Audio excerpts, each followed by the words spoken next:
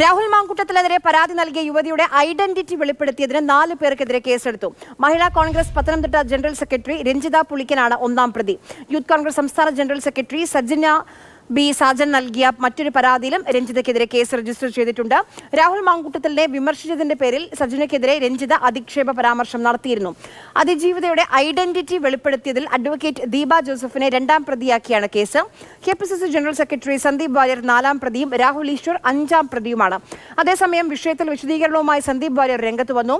വിവാദമായത് 2024 post ചെയ്ത photo ആണെന്നും പ്രചരിക്കുന്നത് കണ്ടപ്പോൾ നീക്കം ചെയ്തുവെന്നും സന്ദീപ് വാര്യർ മാതൃഭൂമി ന്യൂസിനോട് പറഞ്ഞു. താങ്കൾ ഈ ഇരയുടെ ഐഡന്റിറ്റി റിവീൽ ചെയ്തു എന്ന കേസിൽ പ്രതിയാണ്. രണ്ടാമത്തേത് അത് വളരെ മനഃപൂർവ്വം ആസൂത്രിതമായിട്ട് ചെയ്ത കാര്യമാണ് എന്നിവിടെ പാനലിസ്റ്റുകൾ ചൂണ്ടിക്കാണിച്ചു. താങ്കൾക്ക് മറുപടി പറയാം.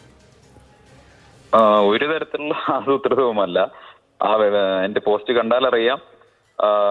ഞാനുമായി ബന്ധപ്പെട്ട് ഒരു യൂട്യൂബ് പരാമർശം ഉണ്ടാവുന്നു, യൂട്യൂബ് ചാനൽ പരാമർശം ഉണ്ടാവുന്നു. സത്യം പറയണമെന്ന് വെല്ലുവിളിക്കുന്നു. സ്വാഭാവികമായിട്ടും ഞാൻ എന്തെങ്കിലും മറച്ചു വെക്കുകയാണെന്ന് സ്വാഭാവികമായിട്ടും ആളുകൾ കരുതും.